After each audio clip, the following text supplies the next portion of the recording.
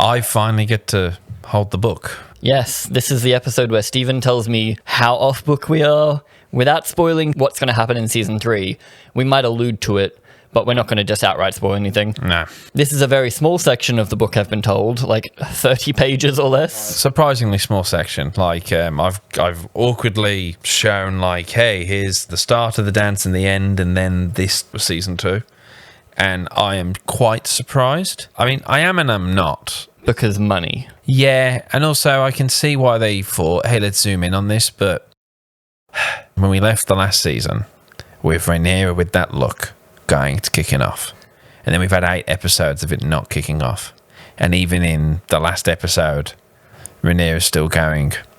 I was hoping the dragons being here would mean that we wouldn't have war. After the episode 6 where she says, we're going to have war. To book accuracy, I've said this in other videos, but for those who are new here and maybe don't know, that this book is a very in-depth history book of, at least this book is the first 100 and so years of the Targaryen dynasty. Which is what, like 3 major events? The conquest? In terms of big points, conquering, Maegor the Cruel, Jaehaerys' good golden age, and then the dance. You said there was something after the dance. Oh, Blackfire. The Blackfire's on in this. The Blackfire's will be the next one. I think the next volume is called Blood and Fire. So we've got Fire and Blood and Blood and Fire. Creativity. Yeah. When people got this book, at least for me, and I imagine it was the same for most people, I went straight to the Dance of the Dragon section. Okay. Because I knew dragons. Because Aegon's stuff, while interesting, is like, Aegon came in and took over, and everyone was like, yay. Yeah. I want to know the details of the dance stuff. Armies can't stand up against dragons as is, but then you have Balerion. Yeah, but exactly. So I was pretty keen to read about the dance stuff. It is a fairly dry, like, history book. I heard you reading through, you trying to read off some bits to remind yourself, and yeah, it's this person did this. One guy thinks this happened because of this. You almost are better off if you were interested. You'll get a fairly similar experience watching summary videos or reading the wiki articles. Well, the main name I've been hearing is Nettles. Tell me Nettles. Nettles is essentially one of the dragon seeds. So you've got Ulf, you've got Hugh, and then you've got Nettles, who is a bastard of uncertain birth, who's a brown girl, who in the series, the Valerians are white. So she's the one black representation dragon rider. Because Adam and Alan are also white. They're all white, which is why the bastardy stuff is a little bit muddled, because Rhaenys is brown-haired because she's Baratheon and Targaryen. So in the book, it's not said this, but it's like, oh, they just take after their grandmother. They just took the brown hair. Like, there's a bit more muddled, which is what some book fans and maybe racist, pretending to be book fans, were annoyed about black actors portraying the Valerians, because it makes the bastardy thing so obvious. But in the book, Aegon, and in the show says, we know they're bastards, father. Just look at them. It's still painfully obvious to everyone, which is the point. So I didn't mind it. But we think the community thinks Nettles has been taken over by Rhaena. Definitely. Which has led to frustration by the author and fans. His main annoyance is that Nettles isn't on Dragonstone. It's that Sheepstealer is in the area. It's a character he came up with who he probably would have liked there, but then they're thinking, we've got these 2 actresses right here, and in the book, particularly Rhaena, does nothing during the dance. No. She goes to the Vale and stays at the Vale until the dance is over. Knowing nothing about it, I like the idea of Rhaena taking over, because Game of Thrones, the series, throws a lot of names at you. They changed some names for that reason. Shrinking it down a lot isn't a bad idea, in my opinion, especially since we spent season 1 growing up with this kid. I think there was just a disappointment because Nettles felt like she would be a really interesting character to zoom in on in a series, that she's a foul-mouthed, streetwise, kind of like cheeky 16-year-old girl amongst these like white erudite type people. So I guess she would be the Arya. Sure. Like, as we'll go with that. Yeah, self-sufficient, sure of herself, is a bit of a badass that everyone can get behind. But there's no reason why they couldn't make Rhaena as cool as Nettles, except for the fact that they're giving Rhaena 0 screen time. Exactly. Particularly this Rhaena. We had, when she was young, she talks to her mum going, he doesn't like me because I don't have a dragon, in reference to her father, who she shares no scenes with in this season. Baylor has a brief a drive-by, like, father, and he's like, whatever. And some people were annoyed because Daemon had I think you used the image of it, they deleted the scene where after their mother died, Daemon comforted them and like hugged them, and people were very annoyed that scene got cut because it, as you brought up, it didn't show the balance of that Daemon character. Yes, because everything I've heard about Daemon from book fans is that he's equal parts hero and villain. So maybe that could have been a fun thing, is that he's a good dad, maybe. Yeah, it's a redeeming factor. Yeah. You could be like, God, this dude sucks, but his daughters love him. He's a real sweetie. I think I'm not too annoyed by the lack of Nettles. There is like future stuff that happens with Nettles that, in me talking about, will maybe reveal whether some characters are alive or dead, which I don't want to talk about. But there's some stuff there that Nettles can be used to reflect other characters' relationships that won't be there, but who knows really? They might use Rhaena to do some stuff there then. It kind of feels too late for Rhaena, but we'll talk about that in the season arc one. Nettles flies off to Essos on Sheepstealer to never be seen again. At the end of the dance? At the end of the dance. Okay, or like before the end of the dance. She flies off to never be seen again, and no one knows where she went. And so I'll be interested how they're going to have Rhaena lose Sheepstealer. Because at the end of the dance, Rhaena's dragon finally hatches, and it's just like basically a lizard on her shoulders, so it's more of a fashion piece. Oh. And it never grows beyond that. She just comes down from the veil and goes, finally. And like, check this thing out. I'll be interested to see how they get rid of Sheepstealer, and if they simply just go, fuck it, we'll get rid of Rhaena too. In terms of book stuff, they have stretched out this sequence that, I read to you last week. Daemon taking over Harrenhal in the Riverlands is a page and a half, and they've went, let's zoom in. And I can see why they'd want to zoom in on that, because you could show so much with Daemon, especially because you've got Matt Smith, and he's fantastic. Daemon's a fan favorite of the books. Yeah. Matt Smith is a fan favorite of the show. And we've got, as we've said in the review, having an argument with his wife/niece. His daughter's just died in childbirth. His stepson, who he's had a hand in raising, has died because Aemond ate him. And then his brothers has died. So it makes sense that he would go with a lot of baggage. And we could say that, as I was saying, that Daemon will run away from problems and will go make war because that makes sense to him. George is thinking about these characters in his head, what they were probably thinking. He's George. I won't be surprised if he, in order to figure things out, wrote some bits of dialogue down to just figure out what characters were thinking. And since Daemon is his favourite character, I can imagine he's probably giving that guy a lot of thought. You'd think so. Yeah. He, for me, has lost a bit of his, oomph. There's a bit more there. And they flicked a few things around because in the book, Daemon starts sleeping with Mysaria, but in this, he already had slept with her.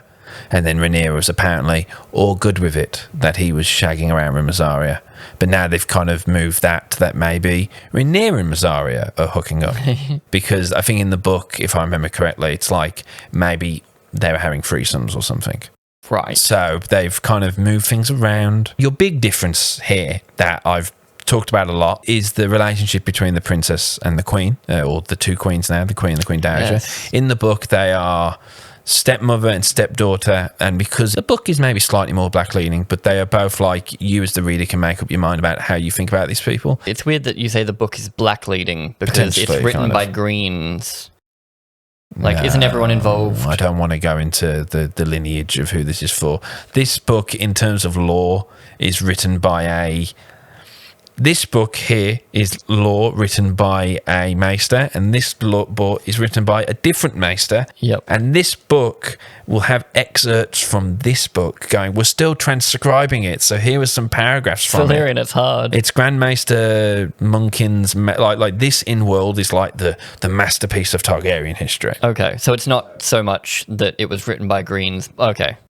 That book has a bit of bias because it's a gift to King Tommen. Right. So it has a bias towards the end when Robert Baratheon comes over. It's like the glorious reign when Robert Baratheon fixed everything because it's a gift to King Tom. He really overthinks his lore books. Good on him. Tolkien is the king of overthinking. He died before he released his lore book, and his son had to finish it for him. But that book's wrote, the Silmarillion is written like the Bible. Like, here's concrete what happened. Yeah. There is no if, buts, and maybes. This is God telling you what happened. Where this is all if and buts. So when George goes, who knows why this happened? Here's 4 options. It's fun, but weird. And so it must be fun for an adapter. It's probably what maybe he was thinking about. Someone comes along and adapts this. I've given him some choices. Yeah. Or he's just terrible at making decisions. Maybe. Which is probably why the books are still going. Maybe he has 4 versions of Winds of Winter, and he's like, one of these will be the real one. I just don't know which one is going to end good. He was talking about, he was inspired by this because when he was looking up a building that was in New York that's like, that was knocked down but was there in the 1900s, he found conflicting reports to how many floors there were.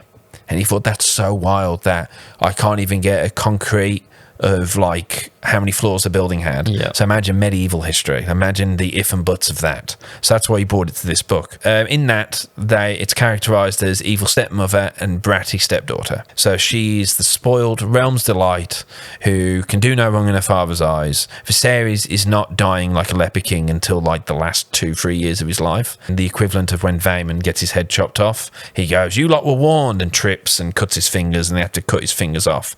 And he's weaker and he has heart problems, but that's towards the end. Okay. Which is a problem which they fixed, because it was a big problem for me and a few people, where it's like, so hang on, the High Towers were just kind of running things while the king was just in health. In the show, and you get Paddy. George has said, and everyone I think agrees, that the Viserys of the show is a better version than Viserys of the book. Cool.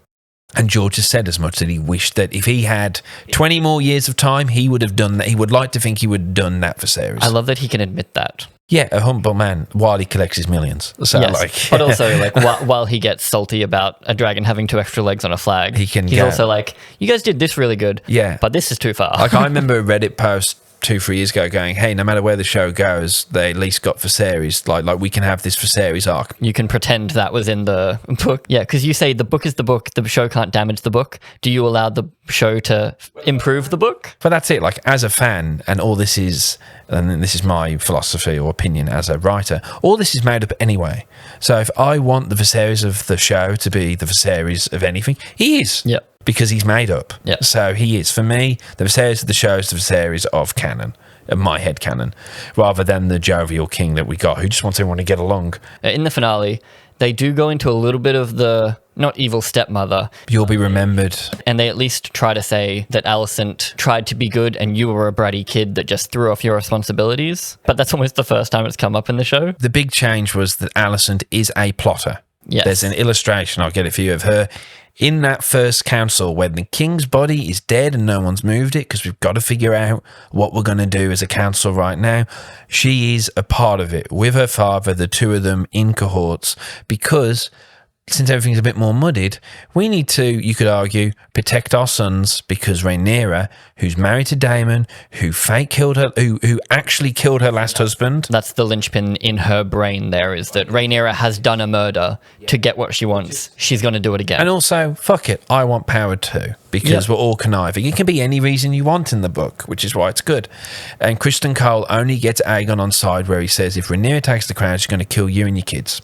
So you need to do this, is what encourages Aegon. And Book Rhaenyra might do that. She is, and Aegon and Daemon too. So in this, they have made them best friends, potentially even had a crush on each other, is what they talk about outside of the show. In those, the actors have talked about that. But in doing that, they have killed any kind of, there just isn't any flavour to these characters in the show, whereas they are in the books. Yeah, I like the idea of the books there. And with the Daemon thing, the whole Daemon's sweet and evil at the same time, him actually loving Rhaenyra, or at least, I'll do anything for you, babe, I'll even kill this guy. But it's that's kind of oh, he's bad because he's killing someone, but oh, look how nice and loving he is with Rhaenyra. But then it's also a manipulation of, he just wants to be close to the throne. So Rhaenyra's been hailed, fuck it, I'll marry your daughter then, brother, because I'm getting that fucking throne. It could be that. Which the show does touch on in season 1, where he's like, did you bang my daughter? Did you ruin everything for me?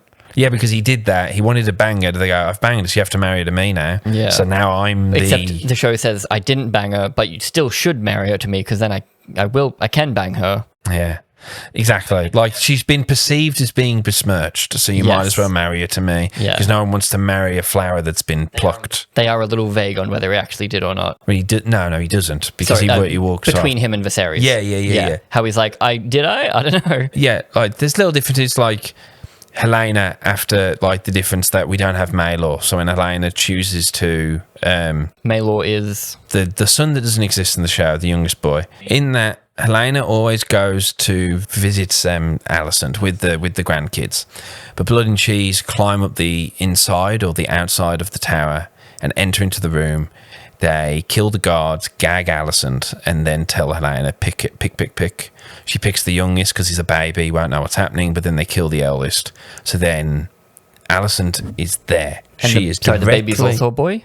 Yep. Okay. Sorry, so continue. Alicent is there. She's directly seen her grandson just lose his head. The grandson she was just having a nice time with. In the show, she's banging Kristen Cole. So people aren't mad at Blood and Cheese, because I've been on the internet, people are mad at Blood and Cheese. They're not mad at Blood and Cheese because of what they did or the Maelor not existing. They're mad because it takes away from Alicent being messy. I think just overall, yeah, I was mad because of what it takes away from Alicent. Having Alicent there, gagged, crying, going, fuck Rhaenyra, would have been good. Yes. Would have been good. Okay, so that's what it is. It's another women can do no wrong, which is the problem with this show. It's not so much women that Rhaenyra and Alicent can do no wrong. Although really almost no characters are doing anything wrong, because even Aemond didn't mean to kill his cousin. Yeah, but that's it, because when he kills his nephew, it's that Aegon celebrates it and goes, hey, great, because Aegon wants he wants to get this done quick, so the whole I want to spill blood, not ink, that's true to it. So is it even women can't do any wrongs in the show, or is it no one can do any wrong in the show? Daemon has directly done things wrong. Like he stoned his first wife. Oh yeah, I forgot about that. Like, so he's done direct things that are wrong. He's manipulated his niece into marrying him. Apart from Daemon, because he's our bad boy that we love. Aemon now has directly like burnt shit down. Aegon in the book, you're given the choice of like exactly just how perverse he is. Like he's doing perverse things, but it's up to you if it's illegal, creepy, or just kind of normal perverse. And they chose very perverse, and then they swapped to not so perverse. Then they've dialed it right back, which is a bit. I think Aegon was the best thing of this show, and the way they adapted him. It feels like he came out of a better show where everyone's a little bit more iffy, because you've got you've got people going, this guy's kind of funny and likable, but he's on Team Green, fuck him. And then Rhaenyra's over here being really boring. I think their problem was that Rhaenyra spends this time being in grieving, understandable grieving. Yes, sorry, you said Rhaenyra spends most of the dance grieving, or just the start? This section. Okay. Because of all what's just happened to her in a very small space of time. Yes. You wish the show went her spiraling out of control. Realising she's the shepherd, the prince that was promised. Yeah, so book went... She just kind of cries a bunch. She has one episode when she's really upset, tells her husband, I want Aemon Targaryen. The next episode's like, not really. So you told us, you said one thing to us, I want Aemon Targaryen. Yeah, that was her one thing in that whole episode, wasn't it? So, and then we get son for a son, which then gets repeated at the end. So obviously it should go without saying, at least, even though it's who the histories wouldn't know, George would not have had, because the relationship is not there, he would not have had them fucking Scooby-Doo around like they've done in this show. Like getting into costumes and sneaking into places, and it being so easy to get in and out of King's Landing and everything. And that to me is season 7-8 nonsense of we need something to happen, so fuck the realism, which is why we liked those early seasons and why we liked the books. It's why it takes George so long with this shit, because he's kind of got lost in the granular detail of how all these things work. So he comes up with an idea, he makes it work, whereas the show says, I want Alicent to get to Dragonstone, let's chuck the maester in between there, and then that gets her there. But then also, why would they do this? Once again, it's the whole... It's to make them have a scene together. They both think each other has been a part of something quite bad. Like, when she crowns her son, she goes, perhaps the hall will die in childbirth. Hopefully, that Rhaenyra dies giving birth. Alicent says that in the book. Yeah. Dang. So she really doesn't like Rhaenyra for the obvious reasons that we see in the show of like, I followed the rules. I married the king. I've had legitimate kids. You have had bastards. You've got what you've wanted. You've kicked and you screamed, and your father's always given in to you, and he barely gives any of my kids any attention. Fuck you. So they still could have done that. They had all the pieces in place. They just didn't give it to her. Because I said at the start of this, I thought it was a positive change that they were friends in childhood. I'm now here wondering what stepmother and stepdaughter would have been like. And it also means that we could have fast forwarded a lot more through season 1, so we could have maybe given more character to season 1 rather than jumping. I think with there, it's like they thought, well, who's likable then? Bratty stepdaughter or the horrible stepmom? It's a bit cliche. Paddy. In Game of Thrones, Ned is kind of your through line of that first season to get you... They won't kill Ned, he's the main character. They could have done the same thing with Viserys instead of making it the 2 girls, but... I think also, yeah, but then it's weird that they go, well, we don't want this typical, like, they're all just vying for the man's love and attention. They don't want to do that. Yeah. Okay. But then their solution is to have them do nothing. Yeah. To not give, and then to invent scenes because, well, they have to do something. Otto, when he gets deposed, just sits in the Red Keep and waits. So while it's interesting that waits for whatever, but he waits. Probably because he thinks they're going to want me back anyway, so I'm just going to stay here and maybe at least try and control things. Or George just was like, I don't fucking know what to do with him. So whatever Otto going off to go see Darren didn't come, and it's a shame. I think it would have been cool since they were doing that. Maybe have Otto go to Old Town, and we meet Darren, and we get... It could have been across 2 episodes. We've had 10 seconds with Rhaena. Why not give us 10 seconds with Daemon? It'd be the same. Yeah. You got 5 minutes to tell me about Jace and the Starks, because that was a big change. In episode 1, yeah, you told me this really cool story about how Jace spends a bunch of time up in the north. Yeah, Jace spends... having an arc, basically, having a whole leadership arc. Because it's this whole, like, it still takes a while to get around and particularly get up there. So this whole sending of the dragons and the war of the words, like of the letters, it's weeks of time. Like they think they call it the War of Ravens, and then it was going to be the War of the Dragons. So while Otto's sending all these letters, because we see him in the first episode going, we don't need to go to war. As long as we have the numbers, Rhaenyra's just going to go, oh, we can't win, so we won't bother. But like that's his plan. Before actually he wanted to just send assassins to go kill her. Jace goes up to the north. He links up with Cregan Stark. They bond, they hunt, they have all sorts of fun times together. There's all sorts of options that they had where Jace marries Sarah Snow, who is potentially a bastard sister of Cregan. Cregan's really annoyed until he marries her. Like he sleeps with her, then he marries her. Cregan's like, okay, then that's fine. They make a pact of ice and fire that they agree that our two will be linked together. And it's just if we had time, we could have had an episode of him there seeing a young man like him leading. Because that's what's interesting in the book there. You actually get... That it says, like, Cregan's just came into it because his uncle was regent and thought, why can't I be in charge? Cregan had to overthrow his uncle going, because the whole rule of you can't lead until you're 16.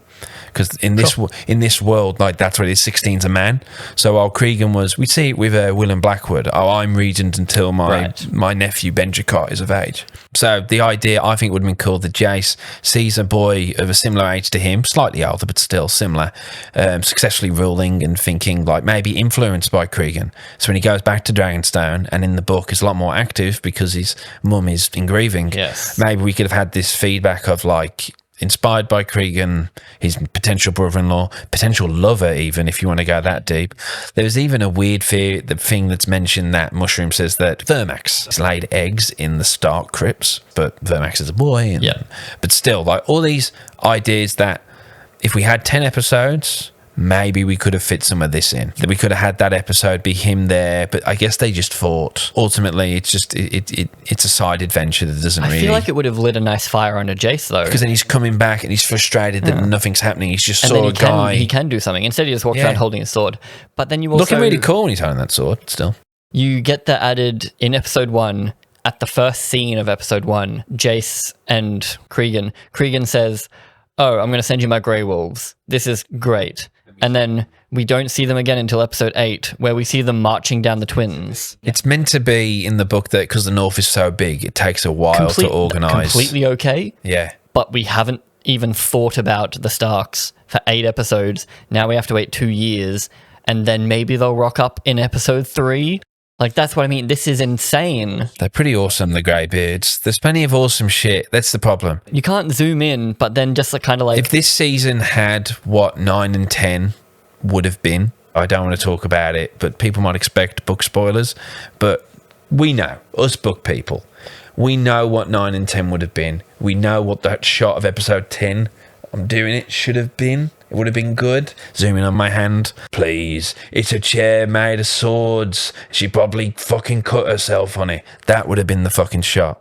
But Still, it's a damn shame that wasn't the last shot. I don't think even just 2 episodes would fix it. We'll talk about this in the season 1. But you needed to clean up these 8 episodes we had as well. That's the main book points. Main book points is that everyone has kind of has hung around in the same kind of energy. I think is mainly the issue here, that everyone's just kind of... There's a lot of things that happens with Jace, Rhaenyra, and all of them that have been held back. Like, this season has ended just as it's about to get interesting. And it's pretty disappointing that we've spent 8 episodes where I would have thought we might have been at this point by episode 4 or 5 going in. I expected they would have got rid of the Krieg and stuff. I maybe imagined a little bit more, like 1 or 2. I mean, they're so quick of going, here's a scene, so we've covered that. One scene of him at Winterfell or at the wall, and everyone's really respectful of the young man, and he's making decisions, and Jace is like, fuck yeah, I should be doing this. It's very weird to zoom in so far on such a short amount of time in the book, and then seemingly not doing anything with it. And just like set up the pieces. The Daemon's just been rotating for 4 or 5 episodes. Yeah. And as we spoke about how I would have liked that to have been Daemon dealing with the Riverlords and still having some of these dreams. But he doesn't do that in the book either. Or at least it's not confirmed he does in the book. So it's not really confirmed. A book in the book, it leads to believe that he takes some forces to Harrenhal, lays siege, takes over Harrenhal. Yeah. Gets the Blackwoods on side. Grover Tully, who's dying, he's like, we hail for Aegon. And they're like, he's crazy. We're just going to shut the gates and hope no one says anything. And in that, you have Oscar's dad in the show has been killed, Elmo Tully, but it's Elmo becomes the new lord because he's alive. Yeah. But I guess they just don't want to have a character called Elmo. It's a weird choice. Also, Kermit. It would have been fun to have had a young boy called Kermit going, oh, hi there, Daemon. It would have been fun. In that, then, it's like, because they've closed it, Daemon's like, oh, well, if you aren't going to do shit, I'm going to do shit. So the Blackwoods, the Battle of the Mill, that happens, then they have another battle.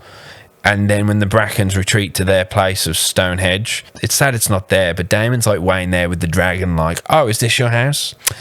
Oh, you're going to have to bend the knee, aren't you? Or I'm just going to burn you. Oh, I'll burn you anyway.